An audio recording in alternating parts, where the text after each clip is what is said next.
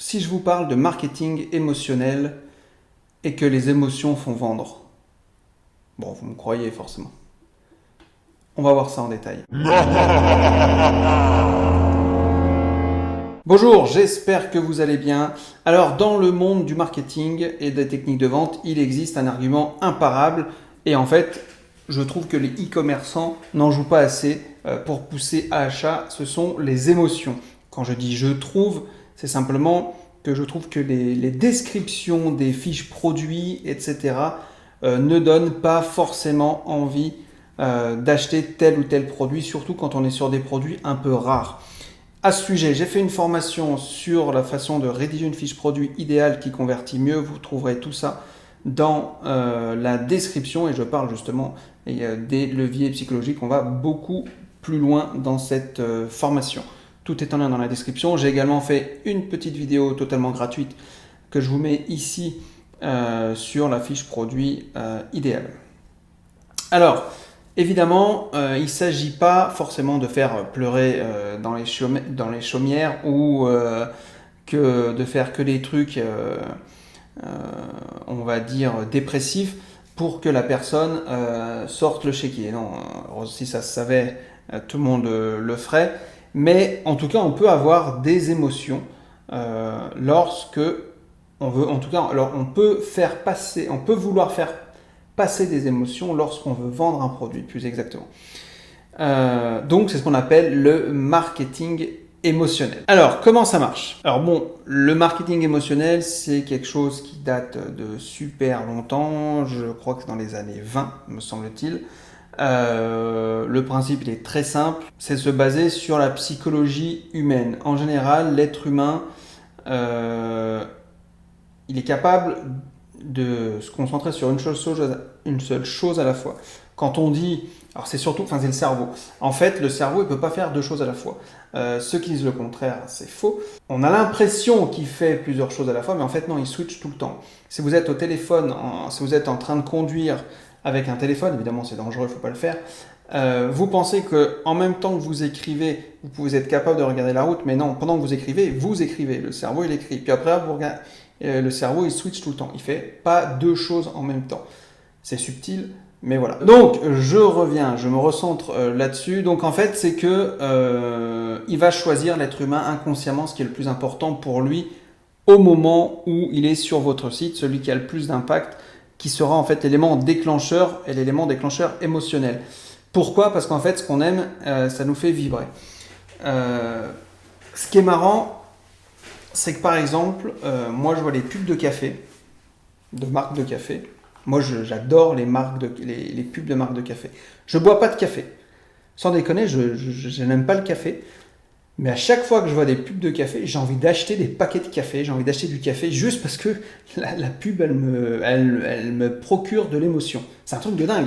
Les parfums, c'est pareil. Je ne suis pas forcément un fan de parfums, mais il y a beaucoup de pubs de parfums qui me donnent envie. Et ça me donne envie d'acheter le parfum. Ok, que ça se trouve, je ne mettrai jamais. C'est comme pour le café. Le café, je ne pourrais jamais en boire. Mais comme j'adore la pub, et ben voilà. Et après, il y a toutes les pubs, les Apple, etc. Donc voilà, quand on prend un peu exemple sur la pub, on peut exactement faire la même chose, jouer sur les mêmes leviers psychologiques dans l'e-commerce. Ok. Alors, quelle émotion utiliser dans l'e-commerce? Donc, ça va consister tout simplement quand même à introduire un ou plusieurs éléments purement affectifs dans vos fiches produits, dans vos pubs, dans vos logos, dans vos plaquettes, dans tout ce que vous voulez. Ok. Et c'est pas forcément les plus agréables qui fonctionnent le mieux. Ok. La peur, la culpabilité, l'indignation, etc. sont des leviers qui sont hyper efficaces pour déclencher un processus de vente. Si je vous donne un exemple, j'en cherche un rapidement. Alors, par exemple, j'ai un petit exemple. Je vais le tirer de mon expérience. Je viens d'avoir un petit chat là. Alors, il est tout noir.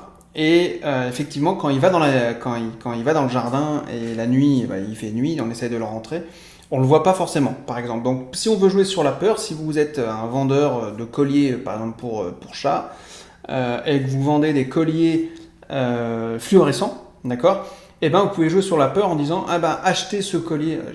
Là je réfléchis pas du tout à la vente, hein, mais au pitch de vente, mais en gros ça veut dire vous pouvez garantir la sécurité de votre chat en lui mettant un collier fluorescent, vous pouvez voir où il est, etc. Pareil si vous avez un grelot, etc. Voilà. Il peut donc déjà pour le voir vous, il peut éviter de se faire percuter par un vélo, par une bagnole, par une moto, etc.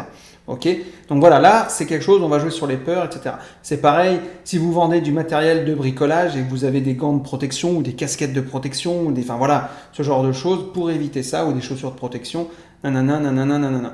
On joue là sur la peur. Et ça c'est assez efficace parce que les gens ils ont peur de se faire mal, ils ont peur de perdre quelqu'un, ils ont peur, voilà. Et donc, ils peuvent se dire, putain, ouais, ça c'est efficace, il faut que j'ai ça. S'il y a un truc de cuisine pour pas se brûler ou je sais pas, on peut jouer là-dessus. Évidemment, chaque produit a son émotion. Donc, on n'est pas obligé tout le temps de jouer sur la peur, hein. Il y a beaucoup d'autres émotions qui peuvent se mettre en place. Je vous invite également à lire le bouquin de Cialdini qui s'appelle Manipulation Influence. Je vous mets le lien dans la description également. Un super bouquin. Qui parle des 6 piliers d'influence, et dedans évidemment dans ces 6 piliers tout part un petit peu de l'émotion. Le besoin de sécurité est également un argument de vente imparable, croyez-moi. Et là on parle aussi du son casse, de la technique son casse. Sécurité, orgueil, nouveauté, confort, argent et sécurité justement. Voilà. Donc ça, quand vous rédigez ces fiches produits, vos promotions, vos pubs, etc., n'hésitez pas à avoir en tête le marketing émotionnel, les arguments émotionnels et utilisez-les. Allez-y, vraiment, vous verrez la différence. Je vous l'ai dit en début de vidéo, j'ai une formation spécifique à la rédaction d'une fiche produit idéale qui convertit beaucoup mieux et où justement on va encore même plus loin que ça. Donc si ça vous intéresse, allez jeter un petit coup d'œil, tout est dans le lien dans la description. Moi je vous dis à bientôt pour une prochaine vidéo. Ciao.